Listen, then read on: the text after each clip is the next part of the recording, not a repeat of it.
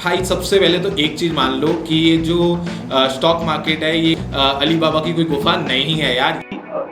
SRCC हो गया, Ramanujan college हो गया, इन कॉलेजेस ना बच्चों का ड्रीम होता है यहाँ जाना। ठीक है, तो यहाँ पे लोग ना बाहर देखते देखते हैं, अंदर नहीं जा पाते, इनका ड्रीम होता है। और आपका भी एक समय में शायद ड्रीम होगा, लेकिन आप वहाँ पे पढ़ने नहीं, आप लोगों को पढ़ाने जा रहे हो। तो वो कैसी फीलिंग थी? हमारी कोई फैमिली में मतलब प्रॉब्लम थी रिलेटेड टू फाइनेंस की, और अगर मैं बात करूं तो कुछ ना कुछ मनी रिलेटेड प्रॉब्लम थी, डेट की कुछ प्रॉब्लम थी, फाइनेंशियली डेट हमारे पास था थोड़ा। मैं 11th-12th में आईफोन लेके आया था जिद करके, तो मुझे नहीं पता था कि मेरे फादर इतना कमाते हैं। मैंने कैसे जिद करके उनसे ले लिया, मदर को बना लिया, सबको बना लिया। तो सर एक $1 billion question, bachelors in business administration BBA किया IPU से, तो उसका कुछ आपको फायदा मिल रहा है अभी स्टॉक मार्केट में?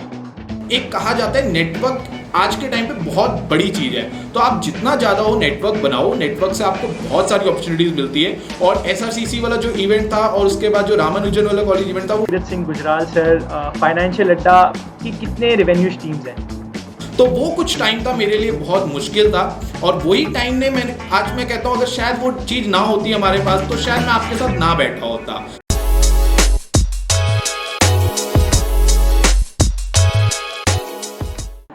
सो हेलो एवरीवन, आज हमारे साथ हमारे गेस्ट हैं मिस्टर जसकीरत सिंह गुजराल। वैसे तो इनको कोई इंट्रोडक्शन की नीड नहीं है, लेकिन ये हैं ओनर और करता धरता फाइनेंशियल अड्डा के। तो फाइनेंशियल अड्डा एक इंस्टाग्राम पेज है जिसके 2.5 लाख फॉलोअर्स हैं, और यूट्यूब पे भी इनके 17,000 प्लस सब्सक्राइबर्स हैं।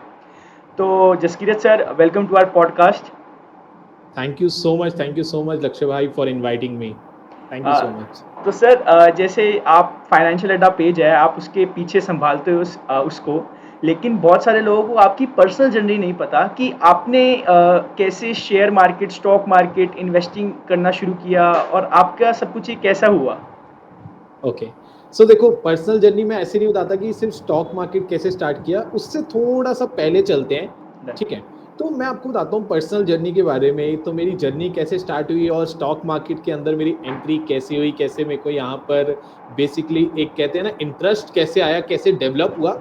तो ये जर्नी मेरी स्टार्ट हुई थी 2017 में, बट मैं लेके चलता हूँ आपको 2014 और 15 में बेसिकली मैं कर क्या रहा था और क्यों मैं यहाँ पर आया, उसके पीछे रीज़न क्या था। So from 10th and 11th class में 9th-10th से ही अपने डैड के बिजनेस पे आ गया था। मतलब मैं उनके साथ उनके काम में हेल्प करता था, उनका बिजनेस मॉडल समझता था कि वो कैसे काम करते हैं, कैसे मार्केट में। बेसिकली मेरे डैड का ट्रांसपोर्ट का बिजनेस था, तो मैं उनके ट्रांसपोर्ट के बिजनेस में उनकी हेल्प करता था। तो 11th-12th मैंने उनके साथ ट्रांसपोर्ट के बिजनेस के साथ हेल्प करते करते मेरे एक रिलेटिव का भी कोई बिजनेस था, मैं उसमें भी पार्टिसिपेट करने लग गया था। और हम लोग ऑनलाइन सेलिंग में काम करते थे, offline and online selling related to clothes, basically कपड़ों की और उसकी एक्सेसरीज में हम लोग काम करते थे। तो मैं अब अपने 11th-12th, जहाँ मेरी पढ़ाई का टाइम था, कॉमर्स विद मैथ्स बैकग्राउंड से था मैं, तो अपनी पढ़ाई के साथ साथ मेरे को बिजनेस का शौक इसलिए था कि मेरे को कुछ साइड हसल करना था और कुछ अर्निंग करनी थी। अब फैमिली से मेरे को इतना ज़्यादा जो कहते हैं ना पॉकेट मनी, वो बहुत ज़्यादा नहीं थी। तो मेरे को होता था कि मैं अपना कमाऊँ, क्यों मैं अपने फैमिली को बार बार डिस्टर्ब ना करूँ, मैं कुछ ना कुछ अपना करूँ। तो मैं अपने डैड के बिजनेस में हेल्प करता था, तो मेरे को फादर मेरे अलग से पैसे देते थे कि मेरी हेल्प कर रहा है तो इसलिए तू ज़्यादा ले ले। और मैं अपने रिलेटिव को हेल्प करता था, तो वहाँ से भी मेरे को सपोर्ट मिल जाता था। और मैं फिर धीरे धीरे ऑनलाइन सेलिंग करता था, तो साइड हसल करते करते मेरे को इंटरेस्ट डेवलप हुआ। और ऐसे चलते चलते अब मैं पहुँचता हूँ कॉलेज के फर्स्ट ईयर में। यहाँ पर आता है 2016 ईयर, और मेरे पास मेरे डैड का ऑफिस खाली पड़ा था जो मेरे पापा बहुत कम यूज़ करते थे। तो अब मेरे को बिजनेस करना था, बिजनेस माइंड में पहले से ही था। सो मैं वहाँ पर एक लेके आता हूँ प्रिंटर की मशीन, और प्रिंटर की मशीन से मैं काम स्टार्ट करता हूँ साइबर कैफ़े का। यहाँ पर मैं पढ़ाई भी कर रहा हूँ, मैंने आपको बताया मैं कॉलेज के फर्स्ट ईयर में हूँ। मैंने प्रिंटर की मशीन बाय करी, वहाँ से मैंने एक साइबर कैफ़े का काम स्टार्ट किया, जहाँ पर मैं अलग अलग लोगों की हेल्प कर देता था, फॉर्म फिल आउट करने में, कोई ऑनलाइन वर्क करने में, किसी ना किसी काम में मैं उनकी हेल्प कर देता था। अब आ जाते हैं 2017 में, पैसा तो बन रहा था बट उतना नहीं बन रहा था जितना मैं चाहता था। तो यहाँ पर मेरे को मेरे डैड ने सजेस्ट करा कि क्यों ना स्टॉक मार्केट में एंट्री करी जाए, क्योंकि मेरे डैड भी स्टॉक मार्केट में काम कर चुके हैं। बहुत पहले करते थे, उन्होंने बहुत ज़्यादा प्रॉफिट तो नहीं कमाया, थोड़ा लॉस भी उनको हुआ, तो उन्होंने बंद कर दिया था। बट मेरे को उन्होंने सपोर्ट करा कि यार तू स्टार्ट कर, लेट्स स्टार्ट स्टॉक मार्केट और हम कुछ ना कुछ बढ़िया कर देंगे।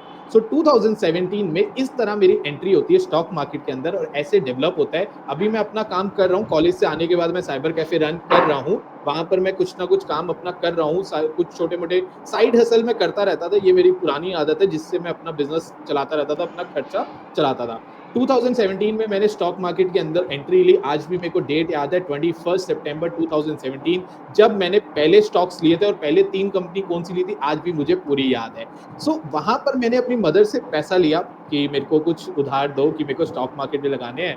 तो उन्होंने मेरे को कुछ अमाउंट दिया और मैंने वो लगाया, और उस अमाउंट से स्टार्टिंग में बहुत अच्छा प्रॉफिट भी हुआ मेरे को। That is called beginners luck, जो हर किसी के साथ होता है, और वही मेरे साथ हुआ। बिगनर्स लक के थ्रू मेरे को प्रॉफिट भी हुआ और अच्छा चल रहा था। बट जब मेरे को नॉलेज नहीं थी, मैंने आपको बताया कि स्टॉक मार्केट मैंने एंट्री करी, बट मैंने कुछ नॉलेज नहीं ली। मैं टीवी देख के स्टॉक्स बाय करता था, न्यूज़पेपर में एडवर्टीजमेंट आती थी, उसके बेसिस पे स्टॉक बाय करता था, और ऐसे करते करते मैंने स्टॉक्स में अपना ऑलमोस्ट 90% पैसा गवा दिया। यानी अब मेरी जो कैपिटल थी वो मेरे पास सिर्फ और सिर्फ बची 10%। यहाँ पर मुझे लगा कि अगर मेरे को स्टॉक मार्केट में लंबा रहना है, यानी एक लंबी रेस का घोड़ा मेरे को बन के रहना है, और मुझे स्टॉक मार्केट में बहुत आगे जाना है, और उसके लिए फिर मैंने डिसाइड किया कि क्यों ना अब स्टॉक मार्केट की ट्रेडिंग या इन्वेस्टिंग के बारे में पढ़ाई करी जाए।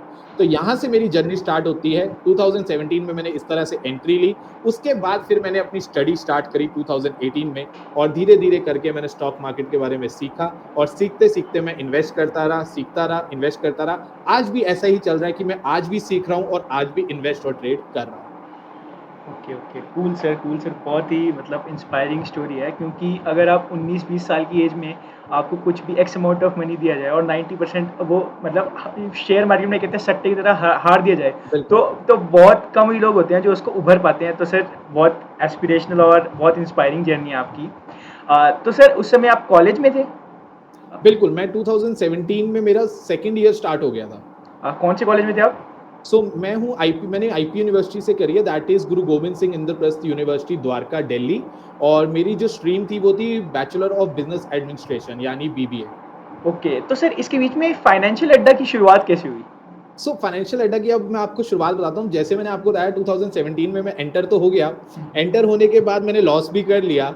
अब एक ऑलमोस्ट 7-8 मंथ्स बीत जाते हैं, मैं डिसीजन लेता हूँ ऑलमोस्ट 6 महीने बाद ही मैं डिसीजन ले लेता हूँ 23 अप्रैल 2018 को कि मैं फाइनेंशियल अड्डा की शुरुआत करूंगा।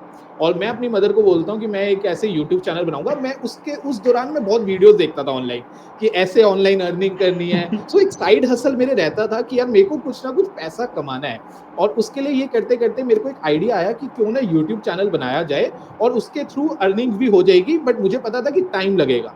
सो 23 अप्रैल 2018 को मैंने यूट्यूब चैनल क्रिएट कर दिया। नेक्स्ट डे 24 अप्रैल को मैंने इंस्टाग्राम चैनल बना दिया। और फाइनेंशियल अड्डा के पीछे कोई सच मेरी कोई स्टोरी नहीं है कि ये नाम मेरे को रखने के लिए मैंने ये सोचा, वो जस्ट मेरे माइंड में एक नाम आया फाइनेंशियल अड्डा और मैंने रख दिया।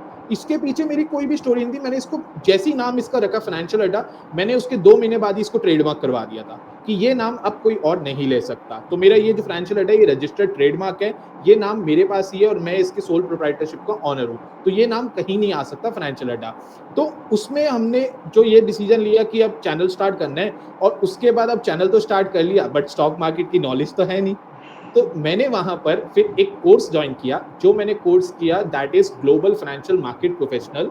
वो मैंने कोर्स किया बीएससी इंस्टीट्यूट लिमिटेड से, that is Bombay stock exchange institute, जो उनकी एक बॉम्बे स्टॉक एक्सचेंज की सब्सिडरी कंपनी है, एजुकेशनल कंपनी है जो एजुकेट करती है रिलेटेड टू स्टॉक मार्केट। मैंने बीएससी इंस्टीट्यूट से पूरा कोर्स किया, और वो कोर्स मेरा चला 2018 से 2019 तक।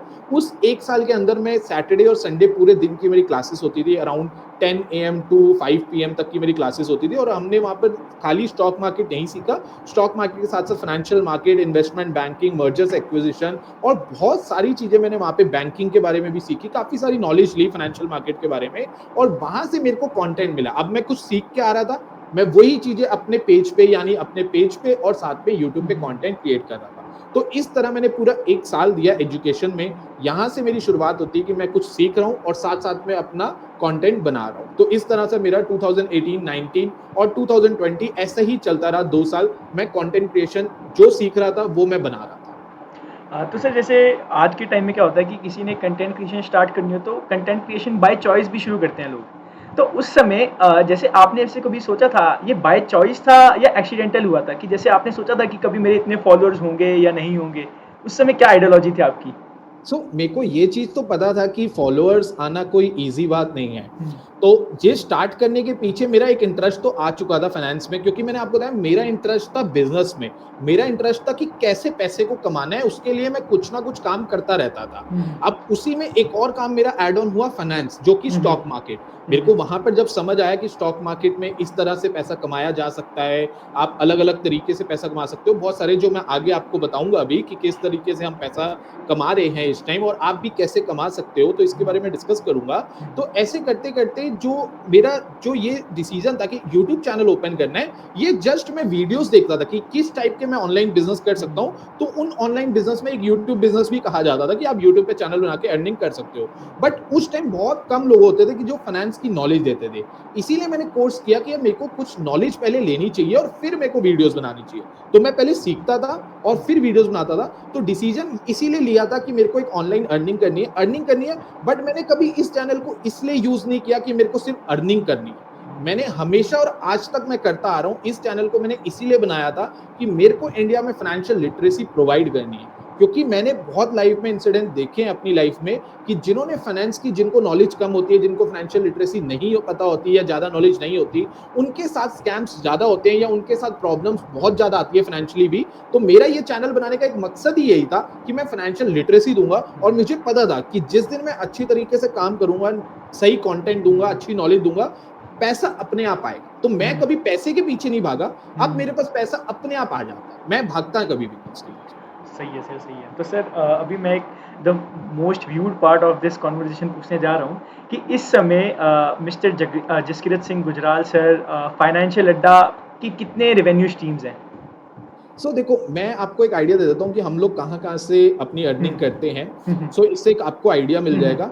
तो अर्निंग जो होती है फाइनेंशियल एड की, हम लोग बेसिकली ब्रांड्स और स्पॉन्सरशिप से काम करते हैं। हुँ, ब्रांड्स हमारे पास आते हैं, प्रमोट करवाते हैं, हुँ, हुँ, स्पॉन्सरशिप्स आती है। ये हो गया फर्स्ट। हुँ, सेकंड हो गया हमारे पास अपने प्रोडक्ट्स हैं रिलेटेड टू स्टॉक मार्केट, हमारा अपना मर्चेंडाइज़ का काम है, जहाँ पर हम अलग-अलग प्रोडक्ट्स हमारे पास है, चार्ट पैटर्न्स, हार्ड कॉपीज़ हो गई, हुँ, माउस पैड हो गए, हुँ, स्टिकर्स हो गए, फोटो हुँ, फ्रेम्स हो हुँ, गए, ट्रेडिंग जर्नल हो गए, हुँ, बुक्स हो गई, ये हुँ, हम लोग हुँ, सेल करते हैं, ये हमारा हुँ, सेकंड हो गया। हुँ, थर्ड, जो हम लोग डीमैट अकाउंट ओपन करते हैं, उसमें हमें रेफरल फी जो पार्टनर की तरफ से हमें हुँ, दिया हुँ, जाता है एक हुँ, अमाउंट, हुँ, ये थर्ड हो गया। हुँ, हुँ, उसके साथ-साथ हमारे पास ये मेरे फाइनेंशियल अड्डा के मेरे पास मेन 3 ही स्कोप है जो मैं हुँ, इस टाइम कर रहा हूँ, हुँ, और यूट्यूब चैनल है, जो यूट्यूब एड्स आती है उसका हमें अमाउंट मिलता है। हुँ, मेरे अकॉर्डिंग मेरे पास तो इस टाइम फाइनेंशियल अड्डा से आ रहे हैं वो ये 4 स्ट्रीमिंग है। हुँ, हुँ। कूल सर, बहुत अमेजिंग है कि मतलब ये माइंडसेट बहुत कम लोगों को होता है कि 3-4 एक कंटेंट अच्छे कंटेंट पेज से 4 से 5 इनकम स्ट्रीम्स निकालना, क्योंकि मैं बहुत लोगों को जानता हूँ, उनके आई गेस मतलब लैक्स में फॉलोअर्स हैं, लेकिन फिर भी वो सिर्फ ब्रांड कोलैबोरेशंस अपनी मतलब मर्च वगैरह निकालना नहीं। सही है सर, बढ़िया है, बढ़िया है। तो सर जैसे मैं देख रहा था आपकी प्रोफाइल में कि एसआरसीसी हो गया, रामानुजन कॉलेज हो गया, इन कॉलेजेस ना बच्चों का ड्रीम होता है यहाँ जाना। ठीक है, तो यहाँ पे लोग ना बाहर देखते देखते हैं, अंदर नहीं जा पाते, ये इनका ड्रीम होता है। और आपका भी एक समय में शायद ड्रीम होगा, लेकिन आप वहाँ पे पढ़ने नहीं, आप लोगों को पढ़ाने जा रहे हो। तो वो कैसी फीलिंग थी? और साथ ही साथ कि अगर किसी बच्चे को पब्लिक स्पीकिंग में एक्सेल करना है, तो वो क्या 3-4 चीज़ें फॉलो करे जिससे वो पब्लिक स्पीकिंग में और अपना कॉन्फिडेंस बढ़ा सके? ओके, देखो, ये एसआरसीसी में जाना, रामानुजन कॉलेज में जाना, ये मेरे लिए बहुत बड़ी बात थी। और ये मतलब मैंने आज से 1 साल पहले मैंने कोई भी चीज़ ड्रीम करी है ना, वो मेरी पूरी हुई है। मैं इसको एक एग्ज़ाम्पल के तौर पे देता हूँ। हुँ, आज से 6-7 साल पहले, या कह लो जब मैं 12th में था, फर्स्ट ईयर में था, सेकंड ईयर में, अब मैंने आपको बताया मेरा बिज़नेस कुछ भी सेट नहीं। हुँ, अब हुँ, जब आपका बिज़नेस सेट नहीं, आपके फादर को भी आपको पता है कि फादर का बिज़नेस तो है बट वो बहुत बड़ा नहीं है, हुँ, हुँ, और अपनी कोशिश ये करनी है कि हमें बिज़नेस को बड़ा बनाना है। हुँ, तो उस टाइम में यही सोचता था कि यार मेरे को बड़ा बनना है या मेरे को हुँ, एक हुँ, अच्छे लेवल पे पहुँचना है, हुँ, तो हुँ, इसके लिए क्या करूँ? तो यूट्यूब या कोई भी मोटिवेशनल वीडियो देख लो ना, तो वो यही बोलते थे कि मेहनत करो, फल ज़रूर मिलेगा, मेहनत करो, फल ज़रूर मिलेगा। अब 2 साल बीत गए, 3 साल बीत गए, कोई मेहनत का फल तो मिल नहीं रहा। बट मेरे को एक विश्वास था कि मैं जो काम कर रहा हूँ, एक ना एक दिन इसका फल मेरे को मिलेगा। हुँ, हुँ, जैसे मेरा एक ड्रीम था कि जिन फाइनेंस इन्फ्लुएंसर को देख के मैंने एक मोटिवेशन मेरे को मिलती थी। फॉर एग्जांपल 2017 में मैंने आपको बताया मैंने स्टार्ट किया था, उस दौरान तो बहुत कम लोग फाइनेंस का कंटेंट बनाते थे। आज भी मेरे को याद है प्रांजल सर, प्रसाद सर या 1-2 नाम मेरे को और याद होंगे जो उस टाइम अवेलेबल थे, उसके अलावा बहुत कम लोग थे। तो मेरा एक ड्रीम होता था कि यार मैं इनके साथ एक दिन मिलूंगा और इनके साथ मैं बैठूंगा, और वो ड्रीम अचीव भी हुआ। मैं फाइनेंशियल अड्डा पे मेहनत करता रहा। मेरे को एक अपॉर्चुनिटी मिली अराउंड लास्ट ईयर अप्रैल 2022 में मुंबई में एक इवेंट में मेरे को इनवाइट आया इन्वेस्ट फॉर आजकल चैनल से, जो कि अनंत लड्डा सर का है। उन्होंने मेरे को इनवाइट किया। अब मैं उन्हीं इन्फ्लुएंसर्स के साथ बैठा हूँ जिनका मैं कंटेंट देखता था। तो मैं पॉइंट क्या कहना चाह रहा हूँ कि मैंने जो सोचा, जिसके लिए मैंने मेहनत करी, वो हुआ पूरा। वो मोटिवेशनल स्पीकर मुझे याद आते हैं जो कहते थे कि अगर आप किसी चीज के लिए मेहनत करोगे तो वो जरूर मिलती है। तो वो बात हुई सर। उसी तरह 1 साल पहले मैंने देखा कि बहुत सारे फाइनेंस इन्फ्लुएंसर कॉलेजेस में जा रहे हैं, तो एक दिन मुझे भी मौका मिलना चाहिए। तो ये मैंने अब मेरे मन में आ गया कि मेरे को मौका मिलना चाहिए। तो अब मौका मिलने के लिए मैंने फिर अपनी मेहनत करी, अपना कंटेंट बढ़िया डालने की हमेशा कोशिश रहती है, अपने फॉलोअर्स की हेल्प करने की कोशिश रहती है। और सबसे बड़ा पॉइंट जो इसमें मेरे को हेल्प करी है वो है सोशल नेटवर्किंग। मेरी नेटवर्किंग काफ़ी ज़्यादा है। पहले, आज से कुछ साल पहले मैं बहुत शाय था, यानी मतलब मैं ज़्यादा किसी से बात नहीं करता था। बट आज का टाइम ऐसा है, आप मेरे को बस मौका दो, मैं आपके साथ 2 मिनट में घुल मिल जाऊंगा। अभी भी थोड़ी सी मैं कम बात करता हूँ, बट स्टिल अब मेरा कॉन्फिडेंस पहले से बहुत ज़्यादा हाई हो चुका है। तो जैसे आपने कहा कि किसी बंदे को पब्लिक स्पीकिंग का बनाना है, तो कहीं ना कहीं कॉन्फिडेंस लाना पड़ेगा। अब मेरे लिए SRCC जाना और ये रामानुजन कॉलेज जाना, ये पॉसिबल हुआ ड्यू टू नेटवर्किंग। SRCC मेरे को जो अपॉर्चुनिटी मिली वो अभिषेक सर के थ्रू मिली, जिनके साथ आपने पॉडकास्ट किया था, अभिषेक सर। मैं उनका हमेशा थैंक यू करना चाहता हूँ कि उन्होंने मेरे को ये अपॉर्चुनिटी दी।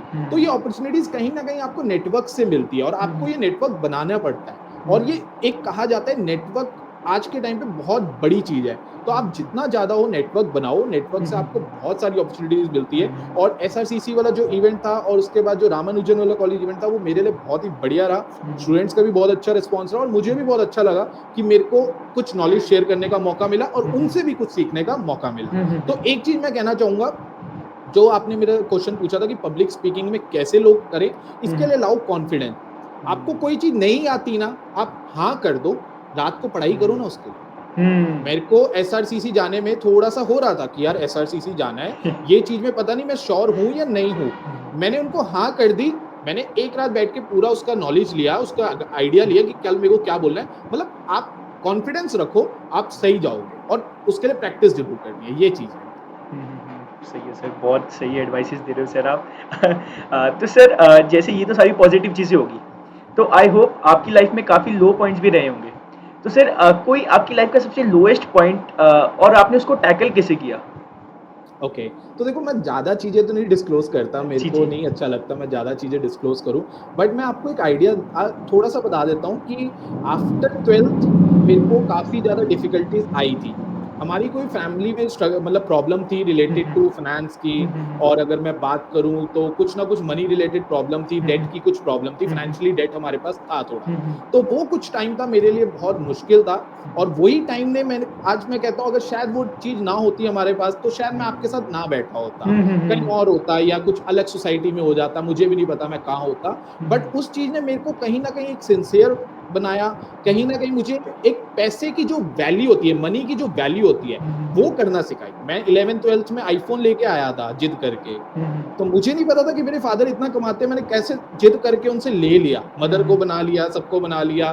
बट मुझे नहीं पता कि फैमिली में क्या प्रॉब्लम चल रही है, मुझे उससे कोई लेना देना नहीं था, मेरे को बस एप्पल चाहिए था। तो एप्पल मैं ले आया। बट जब मुझे पता चला 12th के बाद कि हमारे पैसा कमाने के लिए मेरे फादर कितनी मेहनत करते हैं, या पैसा इतनी जल्दी नहीं आता बेसिकली, और कुछ हमारे ऊपर डेट भी था, तो उसकी वजह से प्रॉब्लम तो हमारे को चल रही थी। बट वहीं मेरा डिसाइड हुआ कि यार अब काम करेंगे तो अपने ऊपर करेंगे और एक अच्छे तरीके से करेंगे, जिससे पैसे को, और पैसे की मैंने वैल्यू समझा। यार ये पैसा ऐसे वेस्ट नहीं करना, जैसे जो कर दिया 11th-12th जब स्कूल टाइम में कर दिया, आज पैसे की वैल्यू है। अब जब खुद कमाना मैंने सीखा 11th के बाद, 12th के बाद, जब मेरे को पता चला कि 200 या 300 रुपए कमाने के लिए मैं कितनी मेहनत कर रहा हूँ, तो मुझे पता चला पैसे की क्या वैल्यू होती है। और वही टाइम ने मुझे लगता है कि मुझे बहुत कुछ सिखाया, और आज मैं आपके सामने बैठा हूँ ना। अगर वो टाइम शायद ना होता तो शायद मैं आपके सामने भी ना बैठा होता। बट ये चीज है कि आप मेहनत करो, मेन चीज आ गई। मेरे को वो चीज आज भी उन स्पीकर्स की याद आती है, वो सिर्फ यही बोलते थे, आप मेहनत करो, सही ट्रैक पे चलो, आप सक्सेसफुल होगे। तो वो चीज़ मेरे साथ हुई है कि मैंने जो सोचा था वो कहीं ना कहीं मेरे साथ हुआ, वो मेहनत करने से हुआ। क्योंकि सर यही है ना, यही कुछ मोमेंट्स होते हैं जो आपको डिफाइन करते हैं और आपके कैरेक्टर को डिफाइन करते हैं। बिल्कुल। क्योंकि अब मेरे को ऑडियंस का तो नहीं पता, लेकिन मैं आपकी बातें सुन के मैं खुद तो बहुत मोटिवेट हो रहा हूँ कुछ करने के लिए। तो सर जैसे कॉलेज में कोई आपका ऐसा मूवमेंट था जो आपका गूज बम्स मूवमेंट या बहुत प्राउड वाला मूवमेंट की आपके पेरेंट्स बहुत प्राउड हो गए हो, या कॉलेज में या पूरी लाइफ टाइम में ऐसा मूवमेंट की मतलब कि मेरा ऐसा। मतलब मेरे पेरेंट्स तभी प्राउड हुए जब मैं एसआरसीसी और रामानुजन गया। उससे पहले मैंने आपको बताया कॉलेज तक ऐसे ही चलता रहा। स्कूल लाइफ भी ठीक थी, कॉलेज लाइफ भी अच्छी थी। ऐसा नहीं है कि कॉलेज लाइफ मेरी ज्यादा एंजॉयबल नहीं रही, एक अच्छी कॉलेज लाइफ थी। बट वहां पर मेरा जो अच्छा टाइम बीता वो बीता मेरा इंस्टीट्यूट में, दैट इज बीएससी इंस्टीट्यूट। वहाँ हमारा जो ग्रुप था, मेरे जो वहाँ पे फ्रेंड्स थे, क्लासमेट्स थे, उनके साथ मेरा काफी अच्छा रहा, क्योंकि मेरे को स्टॉक मार्केट का शौक, मेरे फ्रेंड्स को उनके नॉलेज, तो हमारी डिस्कशन सारा दिन इसी रिलेटेड होती रहती थी कि यार स्टॉक मार्केट में आज ये हो गया, ये स्टॉक इसलिए अप जा रहा है, ये स्टॉक इसलिए डाउन जा रहा है। तो मेरा टाइम जो सबसे बढ़िया मेरे को लगता है कि अच्छा हमारा रहा, वो 2018 टू 2019 रहा, जब मैंने एक साल, जो मेरा थर्ड ईयर था कॉलेज का, तब मैंने जो ये इंस्टीट्यूट में पढ़ाई करी, ये मेरे को लगता है मेरे लिए बेस्ट टाइम था और यहाँ पर मैंने बहुत कुछ सीखा। सर वो इंस्टीट्यूट के कोर्स का प्राइस क्या था? उस टाइम मैंने जो फीस दी थी वो अराउंड 1,35,000 टू 1,40,000 के बीच में दी थी।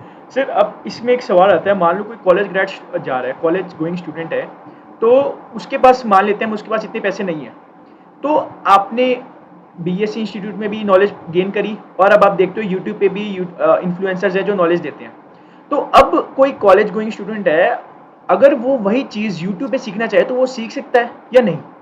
और सीख सकता है, बिल्कुल सीख सकता है, सारी चीजें यूट्यूब से आप सीख सकते हो, बट जो पर्सनल टच होता है वो आपको यूट्यूब नहीं देगा ना। अब आपको यूट्यूब ये तो सिखा रहा है कि स्टॉक मार्केट क्या है, बट अगर आपका कोई डाउट है, आप वहां कमेंट करके छोड़ रहे हो, कोई आपका डाउट ही नहीं सॉल्व कर रहा, तो आप तो जो चीज सीख कर भी ऐसे रह गए कि आपने सीखा तो बट नहीं सीखा, आप ऐसी सिचुएशन में आ गए। तो आप, ऐसा नहीं है कि यूट्यूब पे आप कुछ नहीं सीख सकते, बहुत सारी चीजें सीख सकते हो, बट इट टोटली डिपेंड्स कि आपके ऊपर है, आपको किस टाइप की स्टडी चाहिए। फॉर एग्जांपल मेरे को आज भी, मैं ऑनलाइन वेबिनार कभी कभी मतलब अटेंड करता हूं, बट मुझे आज भी पसंद है कि मैं ऑफलाइन जाके कुछ अटेंड कर लूं, सो दैट अगर मेरी क्वेरी होगी मैं हाथ के हाथ उनसे पूछ लूंगा हैंड टू हैंड कि भाई मेरे को ये क्वेरी है, आप मेरे को सॉल्व करो। बट वही वेबिनार्स में मैंने ये चीज कम देखी, बिकॉज बहुत सारे लोग होते हैं, आपका क्वेश्चन आते आते टाइम लग जाता है। तो ये आपके ऊपर डिपेंड करता है कि आपको कौन सी रिक्वायरमेंट है। अगर आपको ऑनलाइन सीखने में आप सुटेबल हो तो आप ऑनलाइन जाइए, अगर आपको ऑफलाइन चाहिए तो आप ऑफलाइन जाइए, ये टोटली डिपेंड करता है आपके ऊपर। बट आप दोनों जगह से सीख सकते हो, जिसने सीखना है वो कहीं से भी सीख सकता है, जिसने नहीं सीखना वो दोनों जगहों को खराब कहेगा। True sir, true. तो सर एक लास्ट क्वेश्चन रखते हैं कि आपने अभी तक जो ट्रेडिंग इन्वेस्टिंग करी, कोई एक बिगनर घुस रहा है आप मार्केट में, तो उसके लिए आप 2 या 3 लर्निंग शेयर कर सकते हैं जो ट्रेडिंग और इन्वेस्टिंग में उसको हेल्प करे, और साथ ही साथ अगर किसी ने ट्रेडिंग जर्नल बाय करनी है तो वो कैसे बाय कर सकता है? Thank you. मैं आपको बताता हूँ। अगर कोई बिगनर आ रहा है भाई, सबसे पहले तो एक चीज मान लो कि ये जो स्टॉक मार्केट है, ये कोई अली बाबा का, वो कहते हैं ना, अली बाबा की कोई गुफा नहीं है यार। यहाँ पर पैसा बनता है, ऐसा नहीं है कि पैसा नहीं बनता, बट इट टेक्स टाइम। पैसा बनाने में टाइम लगता है, आपको जो एक्सपर्टीज या आपकी जो मेच्योरिटी लेवल है उसको आने में आपको टाइम लगता है, आपको रिस्क एपेटाइट समझने में थोड़ा टाइम लगता है। तो मेरा मानना है कि जैसे एक डॉक्टर को बनने में 5 साल लगते हैं, एक इंजीनियर को बनने में 5 साल लगते हैं, अगर किसी ने चार्टर्ड अकाउंटेंट बनना है वो 5 से 6 साल मेहनत कर रहा है, और अगर मैं किसी और आईएएस बनना है तो वो कितनी मेहनत कर रहा है, बट अगर किसी को ट्रेडर और इन्वेस्टर बनना है तो वो बस 1-2 यूट्यूब वीडियो देखने के बाद क्यों बन रहा है यार। मैंने आपको बताया, मैं ये नहीं कह रहा कि मेरे को अभी सब कुछ आता है, मैं तो खुद आज भी कहता हूँ कि मैं आज भी सबसे बड़ा लर्नर हूँ, मुझे आज भी मौका मिलता है, मैं सीखने पहुंच जाता हूँ। क्योंकि अगर स्टॉक मार्केट में हमने सीखना बंद कर दिया तो शायद हम लोग कमाना बंद कर देंगे, मतलब कमाई नहीं आएगी। सीखना बहुत जरूरी है, डेली नई नई चीजें आती है, आप सीखो। तो मेरा पॉइंट ये है कि आप अपना कम से कम 1-2 साल सीखने में तो दो। स्टॉक मार्केट के बेसिक्स जानो, बेसिक के बाद टेक्निकल एनालिसिस जानो, फंडामेंटल एनालिसिस जानो, फिर उसके बाद फ्यूचर ऑप्शन जानो, और फिर आप आओ ट्रेडिंग के अंदर। आप अभी 1-2 यूट्यूब 4 वीडियोस देखने के बाद डिसीजन नहीं लेना, ये आपका पैसा है, यहाँ पर रियल पैसा लग रहा है। कल ही मेरी बात हो रही थी, आप बिलीव नहीं करोगे, कल मेरे को एक मैसेज आता है, वो अराउंड जो स्टूडेंट है वो अराउंड 20-30 लाख के नीचे है डेट पे, और वो एक और स्टूडेंट का मेरे को एक बार फोन आता है कि सर मेरा 1 लाख का नुकसान हो गया, और ये 1 लाख भी मैंने लोन लिया हुआ था। तो ऐसी सिचुएशन में वो इसलिए आते हैं क्योंकि वो बहुत सारी जगह देखते हैं कि यार स्टॉक मार्केट से लोग इतना पैसा कमा रहे हैं, बट वो ये नहीं देखते, वो सिर्फ प्रॉफिट के स्क्रीनशॉट डाल रहे हैं। कोई लॉस होने पे कभी नहीं बताता, मेरे को लॉस होगा मैं कभी नहीं बताऊंगा, बट प्रॉफिट होगा तो शायद मैं जोर जोर से शोर मचाऊंगा। बट सिर्फ प्रॉफिट देख के किसी का आपको उस पर विश्वास नहीं करना। आपको एटलीस्ट, मेरा मानना है कि कोई भी बिगनर आ रहा है, 1-2 साल दे दो, आपको अपना रिस्क एपेटाइट समझो, आपको कौन सी स्ट्रीम में जाना है। जरूरी नहीं है कि आपका दोस्त फ्यूचर एंड ऑप्शंस कर रहा है तो आपके लिए फ्यूचर एंड ऑप्शन सही है। फॉर एग्जांपल मेरा फ्यूचर एंड ऑप्शन पे कभी पैसा नहीं बनता, मैं फिर भी ट्राई करता हूँ, बट मेरा नहीं बनता। बट मेरा सबसे ज्यादा पैसा जो मैंने कमाया या सबसे ज्यादा मेरे को जो बना वो आईपीओज में बना, लॉन्ग टर्म इन्वेस्टमेंट में बना, पोजिशनल में बन जाता है मेरा। बट जो मेरा फ्यूचर एंड ऑप्शंस में कभी नहीं बना, तो शायद वो मेरे लिए प्रोडक्ट बना ही नहीं, या मुझे समझ नहीं आ रहा। तो आप ये डिसाइड करो आपके लिए कौन सा प्रोडक्ट बना है, जोन सा प्रोडक्ट आपके लिए सुटेबल है, उस प्रोडक्ट में आप थोड़ा सा माहिर बनने की कोशिश करिए तो ज्यादा बेटर है। स्टार्टिंग में थोड़ा टाइम अपनी एजुकेशन को दीजिए, और अगर आप 3 साल तक कैश मार्केट में प्रॉफिटेबल नहीं बनते तब तक फ्यूचर एंड ऑप्शन टच नहीं करना। ये मेरी सलाह है आप सभी को। तो सर एक $1 बिलियन क्वेश्चन कि जो आपने bachelors in business administration BBA किया आईपीयू से, तो उसका कुछ आपको फायदा मिल रहा है अभी स्टॉक मार्केट में? हाँ, उसका फायदा बहुत तो नहीं है, बट ठीक है। देखो वहां से मेरे को बिजनेस नॉलेज मिली ना, वहां से स्टॉक मार्केट की इतनी नॉलेज नहीं मिली, बट बिजनेस नॉलेज मिली। अच्छा, मैं कॉलेज में बहुत कम पढ़ के जाता था पेपर देने, बट मैं पेपर में हर बार पास होके आता था, बिकॉज वहां पर जब वो मेरे से बिजनेस का क्वेश्चन पूछते थे, मैं कोई ना कोई रियल लाइफ एग्जांपल बिजनेस का डाल देता था। मैं अपने बिजनेस का एग्जांपल डाल देता था, मैंने ये काम किया, मैं उसका एग्जांपल डालता था। मेरे बिजनेस स्टडीज में स्कूल में 12th क्लास में 90 मार्क्स आए थे, जो मेरे हाईएस्ट थे। मेरी ओवरऑल परसेंटेज 70% थी, बिजनेस स्टडीज में 90 आए थे। मेरा दोस्त मेरे को बिजनेस स्टडीज पढ़ाता था, उसके 85 आए, मेरे 90 आ गए, जिसने मेरे को पढ़ाया। तो मैं सोचता हूँ ये कहीं ना कहीं इसलिए पॉसिबल हो क्योंकि मैं बिजनेस वर्ल्ड में बहुत टाइम से हूँ। मैं पूरी कोशिश रहती है कि मार्केटिंग कैसी करी जाए, प्लानिंग कैसी करी जाए। आज भी हम लोग लगे रहते हैं कि यार बिजनेस को पूरा अंदर तक देखना कि ये बिजनेस को इस तरह करे और प्रॉफिटेबल ये बने, ना कि लॉस मेकिंग बने। लॉस प्रॉफिट सब चलता रहता है साथ साथ, बट ट्राई यही रहता है, क्योंकि आज भी हम चाहे स्टॉक मार्केट कर रहे हैं, चाहे खुद ट्रेड कर रहे हैं, बट है तो ये एक बिजनेस ही ना। तो वो स्टडी थी उसने हेल्प करी मेरे को बिजनेस में, जो इंस्टीट्यूट की स्टडी थी उसने हेल्प करी मेरे को स्टॉक मार्केट जर्नी में, वो हेल्प मिली वहां से। तो सर लास्ट में सर एक रैपिड फायर करें? या श्योर। तो सर इक्विटी या F&O? सो मेरे लिए equity, cash market. Okay, bank Nifty और निफ्टी? सो मैं तो F&O बहुत कम करता हूँ, बट जब भी मैंने F&O किया है मैंने ज्यादातर बैंक निफ्टी करा है। ओके, स्विंग ट्रेडिंग और intraday? Swing trading. Options buying और सेलिंग? तो मैंने जब भी किया ऑप्शन बाइंग करी है, सेलिंग कभी नहीं करी। ओके, साइकोलॉजी और रिस्क मैनेजमेंट, किसको ज्यादा प्रेफरेंस देंगे? रिस्क मैनेजमेंट दोनों इंपॉर्टेंट है। अगर एक चुनना है तो? एक चुनना है तो रिस्क मैनेजमेंट में डालूंगा। ओके, फेम और मनी? ये तो बहुत वो कर दिया आपने मेरे को, मतलब ऐसा नहीं है, फेम भी चाहिए और मनी भी चाहिए। नहीं, एक चूज करना है। फेम। ओके, रियल एस्टेट और stocks? Stocks is love, but real estate भी अपना ही अलग है, बट स्टॉक्स। ट्रेडिंग और इन्वेस्टिंग? सो मेरा मेन फोकस ज्यादा इन्वेस्टिंग में रहता है। Okay, YouTube versus Instagram? मेरे लिए इंस्टाग्राम ज्यादा वो रहा मेरे लिए, मतलब ग्रोथ में, बट यूट्यूब मेरा आज भी सपना है कि मैं 1 लाख रीच करूँ, और वो करूंगा जरूर। जरूर होगा सर, जरूर। तो sir do it yourself investing, DIY investing और यूजिंग अ फाइनेंशियल एडवाइजर? इसका आंसर, मतलब आपने तो रैपिड फायर पूछा ना, तो आप दोनों, मतलब मेरे लिए तो मैं आप DIY हूँ, ठीक है, मैं डू इट योरसेल्फ कर लेता हूँ बिकॉज मैंने उसकी स्टडी करी। और अपार्ट फ्रॉम, मैंने आपसे एक चीज छुपाई या आपने शायद पूछी नहीं। सो एक फाइनेंशियल अड्डा को अगर मैं साइड कर दूं, फाइनेंशियल अड्डा मेरी एक हॉबी है, मेरा एक शौक है, और उसको मैं आज कर रहा हूँ। लोगों को एजुकेट करने में मेरा मन लगा रहता है, और मैं उसको करना चाहता हूँ और करता रहूंगा जब तक मैं मतलब हूँ यहाँ पर, तब तक मैं करता रहूंगा, लोगों को स्टॉक मार्केट नॉलेज देता रहूंगा। बट अपार्ट फ्रॉम फाइनेंशियल अड्डा, मेरा अपना एक बिजनेस है, that is FA investment and insurance services, where we will help our clients to, उनको हम लोग हेल्प करते हैं बेसिकली इंश्योरेंस में, म्यूचुअल फंड्स में, और स्टॉक मार्केट डीमैट अकाउंट में, और फिक्स्ड डिपॉजिट्स में। तो ये मेरा बिजनेस है। अब मैं आपको इसमें जो आपका क्वेश्चन था ना कि खुद करें या किसी की हेल्प लें, अगर आपको खुद आता है, आप सुटेबल हो, तो आप खुद करो, तब हेल्प लेने की कोई जरूरत नहीं। बट भाई साहब अगर आपको आता ही नहीं और हम्म, कुछ अमाउंट बचाने के लिए आप खुद कर रहे हो तो वो हम्म, सबसे गलत कर रहे हो आप थोड़ा सा बचाने के चक्कर में लाखों का नुकसान करोगे, तो तब फाइनेंशियल एडवाइजर की हेल्प, सिंपल आंसर।